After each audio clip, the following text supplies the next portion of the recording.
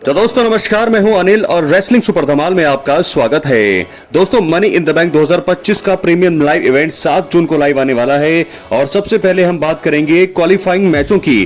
तो दोस्तों 6 वुमेन्स आपके सामने हैं। कौन बनेगी miss money in the bank, आइए इसकी प्रेडिक्शन करते हैं। लेकिन उससे पहले अगर आप लोग चैनल पर नए हैं, सब्सक्राइब करने के बाद ऑल पर क्लिक करें, क्योंकि ये फ्री है और यहाँ आपको हर प्रकार की रेसलिंग जगत से जुड़ी हुई तमाम जानकारी मिलती है और मिलती रहेंगी। इसलिए वीडियो को लाइक करें, शेयर करें, सब्सक्राइब करने के बाद ऑल पर क्लिक जरूर करें। तो चलिए दोस्तों बात करते हैं स्टेफनी वकार, यहाँ पर Alexa Bliss, Roxanne Perez, Naomi, Rhea Ripley और जूलिया की। कौन बनेगा इनमें से miss money in the bank? दोस्तों सभी तगड़ी दावेदार यहाँ पर नजर आ रही हैं। दोस्तों आपको बता दें स्टेफनी वकार अभी उन्होंने हाल ही में मेन रोस्टर में डेब्यू किया है, तो उनके जीतने की संभावना भी ज्यादा लग रही है। एलेक्सा ब्लिस जो है रिटर्न किया है बहुत टाइम के बाद, दिग्गज है वो भी, तो उनके भी चांसेस ज्यादा हैं। रॉक्सन परेज एक नया टैलेंट है और नियोमी समय हील किरदार बहुत अच्छा निभा रही है। क्या रिया रिप्ली यहाँ पर जीत सकती हैं? और साथ के साथ जूलिया भी अभी आई है, तो मुझे लगता है कि जूलिया और स्टेफनी वकार में से। तो दोस्तों क्या है आपकी प्रेडिक्शन? मेरे हिसाब से यहाँ पर बहुत ही तगड़ा कंपटीशन होने वाला है। जूलिया, स्टेफनी वकार और रिया रिप्ली में से एलेक्सा ब्लिस भी जरूर होंगी, लेकिन अगर मैं किसी एक को पिक करता हूं तो मुझे लगता है कि एज अ प्रेडिक्शन के तौर पर यहाँ पर स्टेफनी वकार बन सकती हैं miss money in the bank. या फिर मुझे लगता है कि अगर पहला ही उनका मुकाबला अगर वो ना जीती तो मैं सेकंड पे पिक करूंगा रिया रिप्ली को। तो यहाँ पर जूलिया भी है दोस्तों, तो टॉप 3 में मेरे हिसाब से स्टेफनी वकार, जूलिया और रिया रिप्ली में से कोई एक जीत सकता है। क्या है आपकी राय? जरूर दे। इसके बाद हम बात करेंगे मेंस लैडर मुकाबला, mister money in the bank. कौन बनेगा? एले नाइट है यहाँ पर, फेंटा है यहाँ पर, अंड्राडे है, सोलो सिकोवा है, सेथ रॉलिंस है और एल ग्रांडो अमेरिकानो है। तो कौन जीतने वाला है इसमें से आपको बता दे। बहुत ही तगड़ा यहाँ पर मुकाबला होगा। अगर मैं पिक करूं तो अगर रोमन रेंस रिटर्न नहीं करते हैं, सीएम पंक भी आते हैं, तो भी सेथ रॉलिंस इसको जीतने वाले हैं और mister money in the bank बनने वाले हैं। लेकिन अगर रोमन रेंस का रिटर्न हो जाता है, वो आकर के अगर अटैक करते हैं, सेथ रॉलिंस को जीतने से रोकते हैं, सीएम पंक भी कामयाब हो जाते हैं, तो इनमें से मुझे ऐसा लगता है कि सोलो सिकोवा या फिर एंड्राडे में से किसी को यहाँ पर जिताया जा सकता है। एलए नाइट भी के चांसेस है, लेकिन सोलो सिकोवा और एंड्राडे में से मुझे लगता है कि कोई एक जीत सकता है mister money in the bank.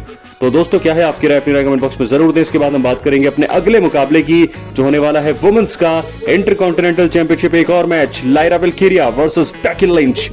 Champion है इस समय लायरा वेल्किरिया और बेकी लिंच हील के तौर पर बहुत अच्छा काम कर रही हैं। तो कौन जीतने वाला है मनी इन द बैंक में? क्या यहाँ पर हमें नई चैंपियन मिलने वाली है? क्या बेकी लिंच यहाँ पर बदला लेंगी? रेसलमेनिया में हमने देखा जीत चुकी थी लायरा वेल्किरिया, 2 या 3 बार हरा चुकी हैं लायरा वेल्किरिया बेकी लिंच को। तो क्या इस बार WWE में हमें एक नई वुमेन्स चैंपियन देखने को मिलेगी, इंटरकॉन्टिनेंटल चैंपियन? तो मेरी प्रेडिक्शन इसमें है कि बेकी लिंच इस मुकाबले को जीतने वाली हैं। क्या आपको लगता है कि बेकी लिंच बनेगी नई इंटरकॉन्टिनेंटल चैंपियन या फिर लायरा वेल्किरिया कर लेंगी रिटेन? अपनी राय जरूर दे। बात करेंगे इसके बाद, ये हो सकता है शायद मेन इवेंट या फिर बीच में एक लास्ट टाइम इज नाउ, यानी कि जॉन सीना का आखिरी match money in the bank में। लोगन पॉल, जॉन सीना की टीम होगी और सामने कोडी रोड्स और जे उसो। इसमें से कौन सी टीम जीतने वाली है दोस्तों? मुझे लगता है कि मैं पहले ही प्रेडिक्शन कर दूं, जॉन सीना और लोगन पॉल की जीत होगी और इसमें बहुत सारे दखल देखने को मिल सकते हैं। मल्टीपल मुझे लगता है दखल होंगे। रैंडी ऑर्टन आ सकते हैं इस मुकाबले में आ सकते हैं, रॉक भी आ सकते हैं, ट्रेविस स्कॉट की भी संभावना है। लेकिन मुझे लगता है इस मुकाबले में जीत होगी जॉन सीना और लोगन पॉल की। बहुत ही बढ़िया प्रोमो इन दोनों ने कट किया था। कोडी रोड्स और जे उसो का दोस्तों प्रोमो में इतना दमदार नहीं है, इनके मुकाबले लोगन पॉल और जॉन सीना का जो प्रोमो होता है वो सबसे ज्यादा खतरनाक होता है। तो ये मुकाबला काफी ब्रूटल होने वाला है। तो मुझे लगता है जॉन सीना और लोगन पॉल की जीत होगी। क्या लगता है आपको कौन जीतेगा इस मैच में? हम बात करेंगे टॉप 10। इस समय करंट टाइम में टॉप 10 वुमेन्स डिवीजन की पूरे रेसलिंग जगत की अगर बात की जाए तो ये पावर रैंकिंग्स निकलकर सामने आ रही है। नंबर 1 पर इस समय चल रही है इयो स्काई। जी हाँ दोस्तों, वुमेन्स चैंपियन है इस समय और कमाल का काम कर रही है। नंबर 2 पर है टिफनी स्ट्रैटन, दोनों ही इस समय वुमेन्स चैंपियन है और टिफनी स्ट्रैटन नंबर 2 पर है। नंबर 3 पर है AEW की टोनी स्टॉर्म। नंबर 4 पर है Mercedes Moné. Number 5 Rhea Ripley. 6 पर रॉक्सन परेज। नंबर 7 पर स्टेफनी वकार। नंबर 8 पर बेकी लिंच। 9 पर है जेमी हेयर और आखिर में है WWE से नियोमी।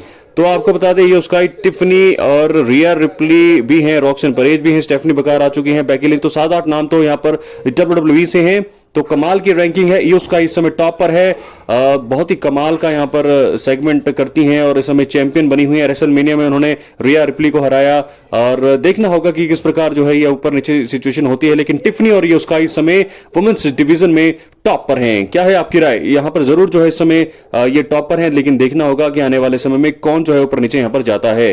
तो अब हम बात करेंगे अपनी लिव मॉर्गन का नाम दोस्तों इसमें नहीं है, पिछली बार लिव मॉर्गन का नाम था लेकिन कुछ नाम इसमें मिसिंग है। अब बात करेंगे मेंस इस समय कौन है डब्ल्यूडब्ल्यूई रेसलिंग की दुनिया में टॉप 10। नंबर 1 पर जॉन सीना, इस समय पावर रैंकिंग्स के हिसाब से एक हील के तौर पर जॉन सीना काम कर रहे हैं, आखिरी रन उनका चल रहा है। तो number 1 John Cena, number 2 Cody Rhodes, number 3 Seth Rollins, number 4 पर है हैंगमैन एडम पेज, नंबर 5 जे उसो, 6 पर ब्रॉन ब्रेकर, 7 पर डोमिनिक मिस्टीरियो, 8 पर CM Punk, number 9 Logan Paul और आखिर में है 10 नंबर पर गुंथर।